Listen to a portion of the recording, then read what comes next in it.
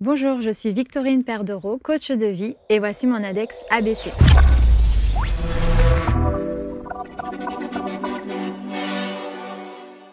Merci donc d'accueillir Victorine qui est avec nous sur les canapés. Bonjour. Bonjour. Une thérapeute, une coach de vie, mais c'est toujours très compliqué les étiquettes. Hein. De se définir. Ouais. Et vous n'aimez pas les étiquettes et on n'aime Non. pas non plus les étiquettes. Non, Pourtant, non. il faut bien un titre. Voilà. Donc ça. on a trouvé celui-ci, coach de Oui. vie, Oui, qui englobe un peu tout. beaucoup de choses, Ouais. ouais, effectivement. Il y a une phrase, quand on prépare les émissions, il y a ce qu'on appelle une fiche de prod. Il y a une phrase, moi, qui m'a vraiment profondément marqué, qui vous dites, à 24 ans, je ne voulais pas passer à côté de ma vie.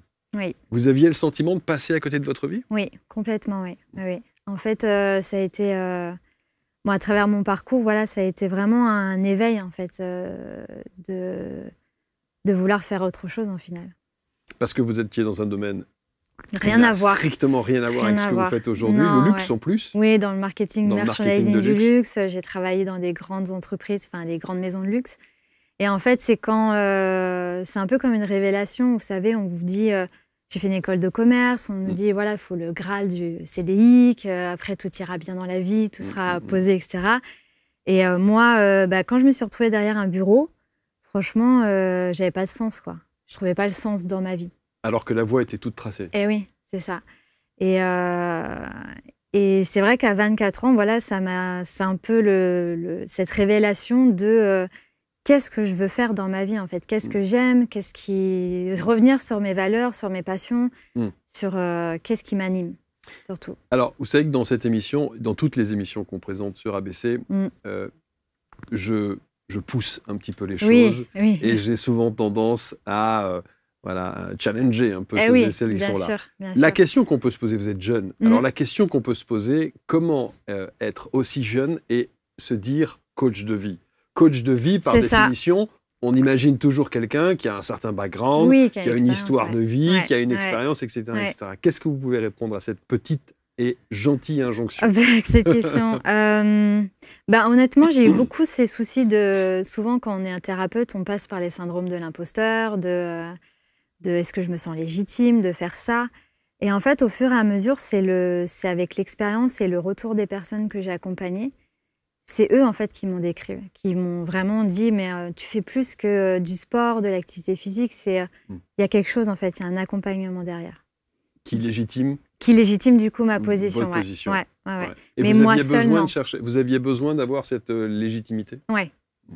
J'ai toujours eu besoin d'un peu de confirmer, est-ce que je suis à ma place? Est-ce que c'est ce que je dois faire? Voilà. Alors, le sport a une dimension. Oui. Sport bien-être, une dimension très importante entre le yoga, le pilate, tout ce que vous avez pu faire jusqu'à présent, jusqu'à des formations de nutrition. Oui. Parce que on a bien compris que c'est un tout. C'est un univers. C'est un univers. On va y revenir. Et puis, il y a août 2016, petit voyage. Ah oui, grand voyage. Grand voyage en Thaïlande. Et là, révélation? Une autre révélation, complètement. En fait, je crois que je me suis découverte aussi en Thaïlande, pas une passion, mais le bouddhisme m'appelait beaucoup. Cette tradition aussi, à travers le yoga, même si le yoga est quand même appartient à l'Inde. Mais la Thaïlande, ça a été vraiment une révélation sur ces cultures, sur la méditation, sur cet univers, en fait, de bouddhisme. Et tout cet univers-là n'avait aucune présence dans votre vie auparavant? Rien du tout. Non, rien du tout. Non. Puis moi, je suis d'origine, mes parents, mon père est agriculteur. J'ai grandi dans la campagne, donc rien à voir avec le bouddhisme. Et en fait, j'ai quelque chose qui est très chrétien. J'ai grandi dans le catholicisme, mais rien à voir avec le bouddhisme, en fait. Donc ça a été un peu comme une révélation, et on parle beaucoup de... Je sais qu'ici, je peux un peu en parler, de vie antérieure, de choses comme ça. Et moi, ça m'a fait quelque chose qui m'a révélé aussi là-dessus. Ça veut dire que vous êtes allé chercher certaines réponses que vous attendiez? Pas forcément chercher. Non, il y a eu, en fait, sur ce voyage-là, il y a eu des signes, en fait, un peu comme des signes. Vous savez, quand on va dans les temples, parfois, il y a des choses qu'on pioche, il y a des mots aussi qu'on a, et il y a eu des mots parfois, ou des numéros aussi dans le chemin de vie qui révèle OK, il y a quelque chose à faire là en fait, il y a quelque chose à creuser. Donc vous revenez de Thaïlande, changé? Oui, en fait, j'ai démissionné, c'était en septembre 2016, oui, effectivement. J'ai eu une démission. Alors, en fait, après, tout s'est bien enclenché puisque mon conjoint a eu aussi une opportunité donc, à Avignon. Et en fait, j'ai pu faire une démission suivie de conjoint. Et c'est là que ça a enclenché le processus, quoi. Alors, entre l'école de commerce, le luxe, ce voyage en Thaïlande et le fait d'être aujourd'hui la coach de vie que vous êtes, il y a un monde. Ah ouais, il y a un monde. Mais en fait, je me retrouve quand même beaucoup dans cet univers de luxe et de commerce parce que j'ai créé mon entreprise. Et moi, j'aspire beaucoup au beau, mon studio, voilà, c'est important pour moi que ça soit beau, propre, que ça soit dans le luxe, en fait. Oui, souvent présentiel. Du côté d'Avignon. Hein. Côté d'Avignon, ouais. Okay. Moi, je suis très quand même dans l'humain. Enfin, j'ai besoin d'avoir les gens en face. Le contact, les gens en face. Ouais. J'en ai fait à distance quand il y a eu le Covid, un petit peu de cours comme ça, mais ça me plaît pas. C'est pas ce qui me convient. Ça veut dire que votre accompagnement de coach de vie commence avant tout par des séances. Enfin, l'accompagnement, c'est surtout des séances de yoga, de pilates, des choses comme ça? Non, en fait, ça dépend des objectifs de la personne.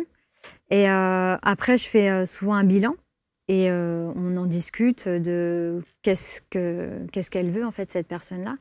Et après, je cible soit il y a une remise en forme plus dans le côté sport santé. Ou soit ça va être effectivement du pilates ou du yoga. Mais après, c'est comme tout un univers, en fait. Après, j'accompagne aussi sur tout ce qui va être la nutrition. Puis il y a un côté un peu psychologique parce que, mine de rien, quand on vient me voir, j'ai souvent des personnes qui ont soit traversé des choses dans leur vie et qu'ils ont besoin de se remettre en forme. Et moi, je les accompagne là-dessus aussi. En fait, je travaille avec d'autres thérapeutes, des magnétiseurs, acupuncture. Voilà, je dirige aussi pour pouvoir en fait avoir un global et que cette personne puisse vraiment se sentir mieux. En tout cas, se sentir bien dans le corps. Ouais, et dans l'esprit aussi. Esprit, ouais, voilà. Comme on dit.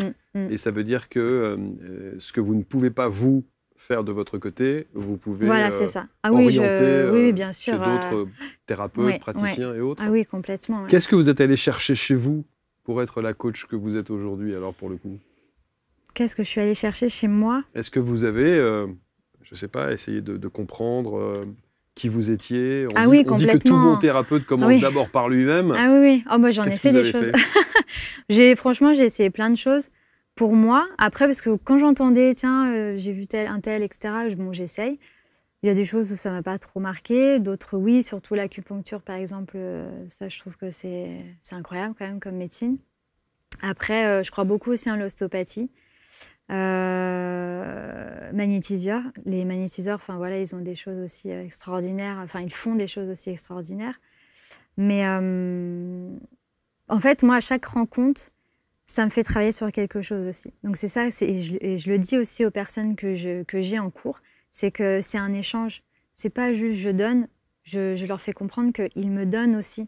Et c'est ça qui est, je pense en tout cas, qui leur fait donner envie.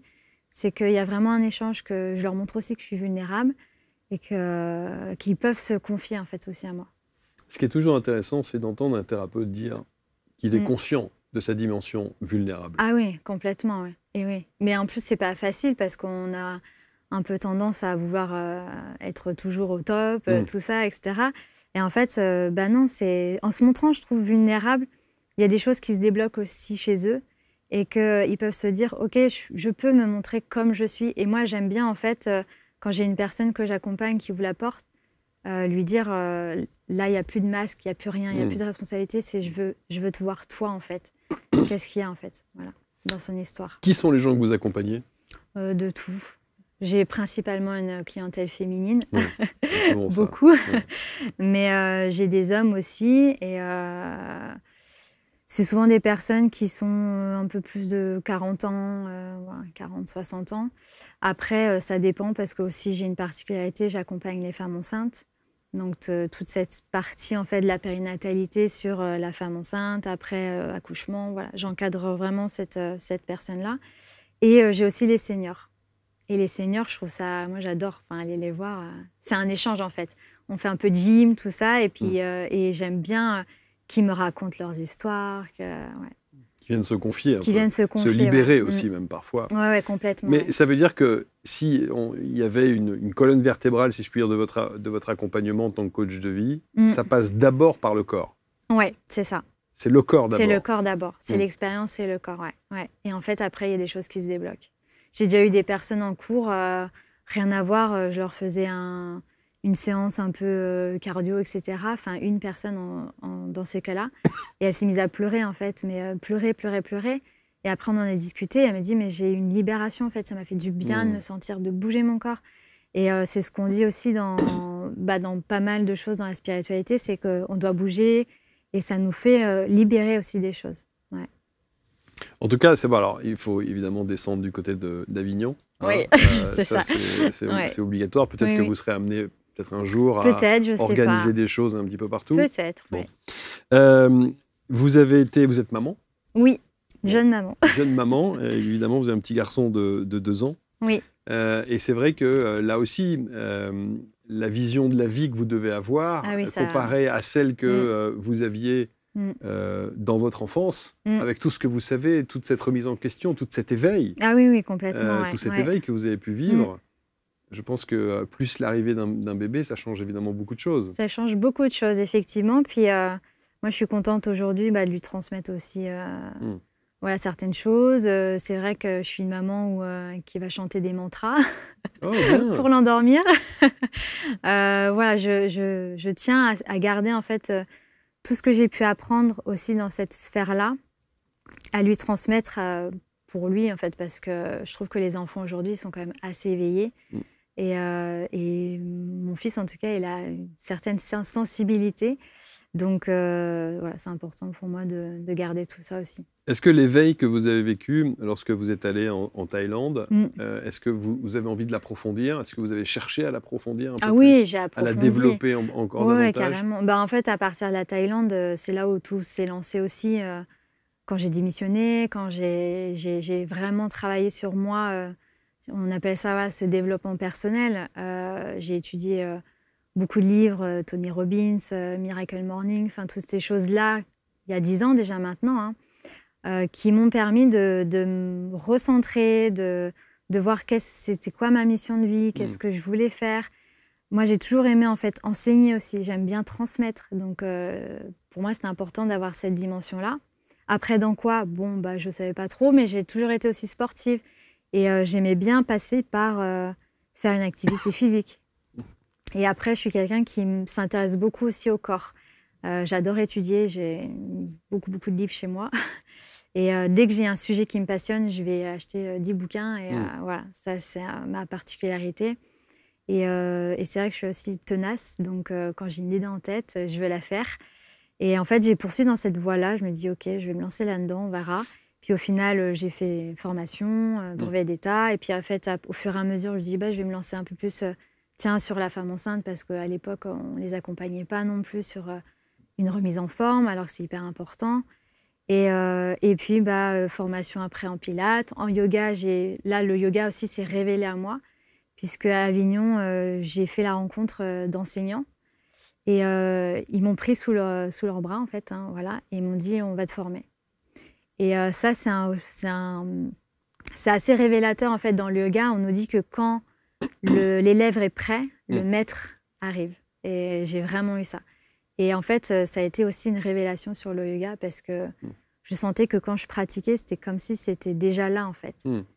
Et après, comme une évidence. Ouais, comme une évidence. Et c'est vrai, c'est comme une évidence. Même les mots, apprendre en sanskrit, tout ça, ça peut être compliqué. Moi, j'ai pas eu trop de difficultés, en fait. J'ai bien aimé. Et après, eux, ils m'ont aussi emmenée sur ce chemin de faire des méditations. Donc, j'ai fait 2 retraites de Vipassana. Je ne sais pas si ça vous parle. Ah oui, vous avez fait Vipassana. Ah oui, j'ai fait Vipassana. Mais là-bas Non, c'est pas loin de Paris. OK. Où est-ce que c'est? Je ne sais plus, je crois que c'est en Bourgogne. Alors, il y a plusieurs façons de faire les Vipassana. Ouais. Comment étaient les vôtres? Le premier, c'était... Avec ces enseignants, ils m'ont dit, tu vas aller faire une retraite Vipassana, ça fait partie du chemin d'être enseignante après en yoga. Combien de temps? 10 jours. Wow. Ouais, donc c'est 10 jours sans parler. 10 jours sans parler, parfois même 10 jours face à un mur. Ah non, pas moi j'ai pas eu face au mur. Ouais. Non, là c'est 10 jours de jeûne, sans parler. On est regroupés hommes-femmes et c'est 4h30 du matin jusqu'à 21h de méditation. Wow. C'est dur, mais honnêtement, moi je trouve que c'est une expérience, faut le vivre en fait. Après, tout le monde ne peut pas faire Vipassana. Enfin, c'est sûr que... Et vous avez réitéré une seconde fois? En plus, ouais, je suis folle. Ouais, je l'ai refait. Une autre session de 10 jours? Oui, une autre session de 10 jours, ouais. En fait, la première, ça a été... Vipassana, c'est un peu comme ils appellent ça comme un nettoyage aussi. Et c'est tout simple, c'est la pure méditation de la pleine conscience. Et en fait, on se rend compte que quand on le vit vraiment, y a des choses qui se passent dans notre corps. En fait, c'est encore notre corps qui nous parle. Et moi, j'ai eu ce premier point sur, effectivement, j'ai fait cette retraite de 10 jours, mais je n'étais pas encore allée jusqu'au bout, en fait. Et je ne sais même plus pourquoi. En fait, c'est encore une fois, je suis mon intuition un peu. Hein. C'est un peu mon intuition qui me dit, là, je sens qu'il faut que tu fasses la deuxième. Bon, j'y suis allée. Sur le même principe? Ouais, le même principe, pareil, 10 jours. Après, quand on est ancien étudiant, c'est encore un peu plus dur. Ouais, forcément, ils nous mettent un peu plus et oui, parce que du coup, et en plus, vous saviez à quoi vous attendre. Oui, là, c'était moins l'inconnu, ça faisait moins peur. Mais en même temps, en fait, chaque retraite Vipassana, on ne sait jamais ce qui va se passer. Parce que c'est un peu... ça révèle, en fait, des choses en nous. Parfois, il y a des blessures qu'on garde. Et en fait, là, c'est comme si on ouvrait une cicatrice. Et il faut savoir l'accepter, l'observer. Ouais. Et c'est ça le propre de la méditation, en fait. Et qu'est-ce que ça a révélé chez vous, alors, ces Vipassana? Il y a eu des blessures, évidemment. Après, un peu de l'enfance, des choses... quand on peut en reparler. Mais ça m'a surtout appris à être... je me suis rendu compte que j'étais déjà courageuse.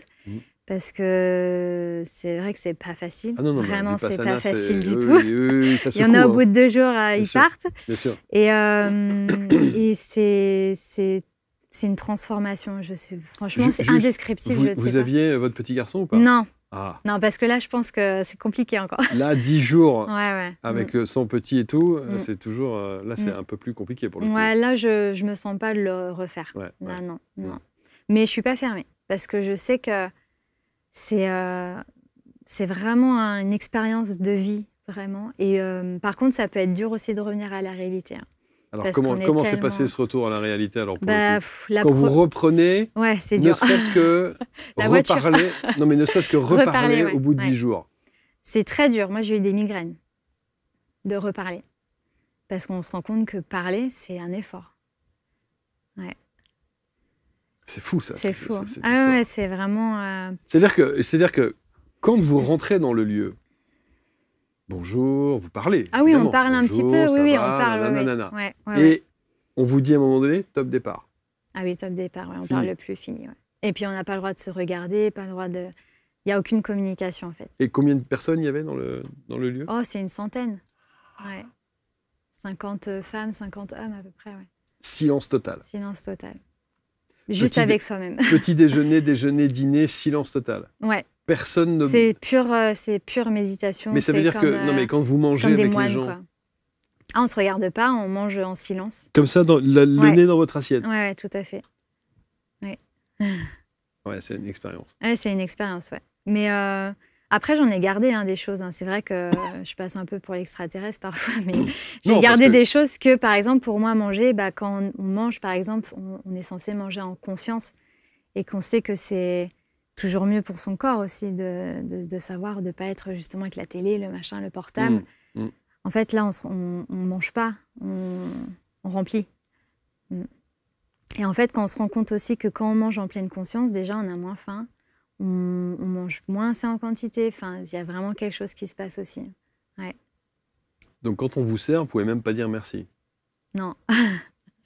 non, c'est pur silence. Et si vous dérapez? Ah, si on dérape, si on parle? Ouais. Ou par exemple, où vous regardez. Donc, il n'y a pas de sourire, il n'y a pas de... Ah non, rien de tout ça. Rien du tout, ouais. Non. Si on dérape, non, il n'y a pas de...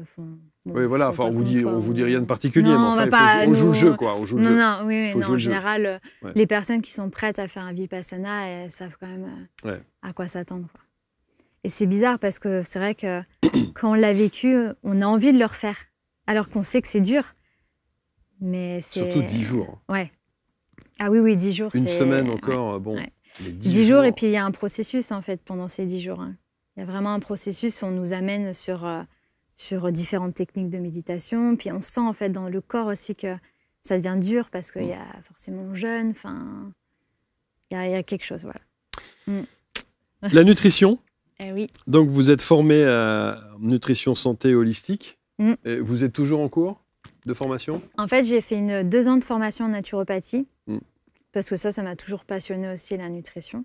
Et la nutrition, je trouve que c'est un domaine on doit toujours se former, en fait. On apprend toujours plein de choses. Enfin, il y a des études, tout ça qui se révèle. Donc là, je fais une formation encore à distance. Mais bon, j'ai eu un enfant, alors c'est compliqué d'essayer de la finir. Mais c'est une formation effectivement centrée sur la nutrition, mais vraiment sur cette sphère aussi globale de l'humain. C'est pour ça qu'on appelle ça santé holistique. Parce qu'elle parle aussi de la cohérence cardiaque, voilà, tout ça dans sa formation. Donc je continue de me former. Quel serait pour vous le Graal absolu? C'est-à-dire que, est-ce que vous aimeriez peut-être partir en Inde ou faire l'Inde, ouais, ça m'attire parce que j'ai jamais vu, en fait, je suis jamais partie en Inde. Après, pour l'instant, je ne suis pas encore définie sur quand et qu'est-ce que je vais faire. Mais je pense que oui, ça m'intéresse d'aller vivre aussi, surtout la pratique du yoga, l'expérience. Bien sûr. Après, c'est vrai qu'on entend parler de l'Inde, que c'est dur aussi à regarder cette pauvreté, c'est assez spécial. On a le sentiment quand même dans votre parcours que vous êtes effectivement cette sorte de boîte à outils. Oui, c'est ça. Et qu'on vient vous voir en présentiel, on a bien compris, du côté d'Avignon, dans votre... C'est quoi? C'est un cabinet? C'est pas un cabinet? J'ai un cabinet, j'ai un studio, en fait. Avant, je faisais beaucoup de domiciles, puis maintenant, on a pu trouver une maison, et puis on a fait un studio. Et là, je suis plutôt dans un studio maintenant. Donc, on vient, il y a des cours de yoga, du pilates. Après, c'est du individuel. Ouais, individuel. Par contre, je garde, en fait, j'ai un cours de yoga collectif. Et voilà, ça, c'est mon cours que je garde. Et évidemment, l'écoute. L'écoute, oui. Qui est, je pense, essentielle. Ah oui. Et dans cette écoute, vous pouvez évidemment ensuite cerner suffisamment la personne pour que vous puissiez, en tout cas, appréhender les choses dans son accompagnement, enfin l'accompagnement dont elle a besoin. Tout à fait. Ça, c'est lors du bilan, en fait, que je parle, que j'arrive à aiguiller comment je vais accompagner la personne. Pour moi, c'est vraiment un accompagnement. C'est comme je vous expliquais, j'ai des gens qui viennent me voir et je pense que c'est drôle parce que plus j'avance aussi dans l'expérience, plus on m'amène des personnes qui ont quand même des choses parfois assez dures, honnêtement, à vivre. Et du coup, j'arrive à les orienter sur OK, tu vas aller voir ce thérapeute-là parce que moi, j'ai besoin, si tu veux vraiment avancer, d'aller là-dessus aussi. Et après, ça engage aussi une personne pour avancer. Qu'est-ce que vous aimeriez, Victorine, que l'on retienne de vous, de cet échange aujourd'hui, si en une phrase ou deux, vous aviez... De croire en soi. De croire en soi. Et pour ma part, on m'a souvent dit ne fais pas ci, ne fais pas ça. Par exemple, quand je voulais aller dans le luxe, quand j'étais... à 18 ans, dans les études, moi je veux travailler là-dedans et tout ça, on m'a dit tu n'y arriveras pas en fait. Sauf que moi, si on me dit ça, c'était l'inverse. Je suis Sagittaire, ascendant Bélier, donc j'ai beaucoup de feu. Femme de tête. Ouais, et du coup, non, en fait, moi j'ai pris mon tailleur, j'avais fait toute l'avenue Montaigne et j'ai trouvé un emploi comme ça après dans une grande maison de luxe parce que j'ai pris mon sac et j'y suis allée. Donc pour moi, c'est vraiment croire en soi. Et puis surtout avancer, même si on peut avoir peur, il y a des choses dans la vie, c'est l'inconnu, mais il faut y aller et puis suivre son intuition. Moi, je trouve que l'intuition, elle est importante, quoi. Vous l'écoutez, la vôtre? Bah oui, parce que je suis là maintenant. Ah oui, bien sûr, bien sûr. J'ai suivi l'intuition, j'ai dit tiens. Ouais. Quel est l'outil que vous aimeriez rajouter à votre palette, justement, avec tout ce que vous proposez dans cet accompagnement corps, âme, esprit? Ben là, je rajoute l'outil plus de soins énergétiques. Ouais. Je suis plus appelée sur ce côté aussi. Je me sens pas encore légitime de parler de magnétisme, mais je donne maintenant aussi des cours de méditation en individuel. Ça, je le faisais pas avant. Et en fait, au fur et à mesure que j'avance, y a du soin qui est là aussi. Donc c'est très complet. Donc c'est très complet, ouais. Rendez-vous à Avignon. Oui, et d'ailleurs, il y a de bons restaurants. Il y a de bons restaurants. Je vous donne un petit cadeau. Oh, c'est gentil. Alors, c'est les calissons à partager. Ah ben les fameux calissons, bien sûr. Merci infiniment. Et le petit clin d'œil avec le pont d'Avignon et la petite boîte à musique. Mon fils l'adore. Hein. Voilà. Le petit clin d'œil. Wow, magnifique. Merci beaucoup. Ça va faire partie. Merci infiniment. Merci On va mettre beaucoup. autour de la vidéo, évidemment, les liens pour entrer en contact avec Victorine. Vous aurez aussi tous son lieu pour que, là aussi, vous ayez cet accompagnement, on l'a bien compris, très complet. Juste un mot. Dans l'agriculture, aujourd'hui, on vous voit comme une ovni. Ouais, vraiment comme une ovni. Ouais. C'est vrai. Mais je l'assume. Aujourd'hui, je l'assume. Dans ma famille, je l'assume totalement. Ouais. Ah, l'ovni arrive pour déjeuner un dimanche midi. Ouais, et en plus végétarienne. En plus, voilà. Ah oui, d'accord. Donc évidemment, mais c'est pas grave, je l'assume complètement. Je suis bien ancrée. Qui doit aimer faire des barbecues, qui est chasseur, qui est chasseur en plus. Aïe. Ouais. Oui, c'est sûr. Mais j'ouvre des portes. Et de la tolérance. Tout à fait. Merci beaucoup. Merci beaucoup, et merci Marc. Pour ces jolis petits présents qu'on va déguster. Commentez avec bienveillance, partagez comme toujours. Ce sont les portraits Index et on se retrouve très vite pour découvrir une nouvelle personne. À très vite.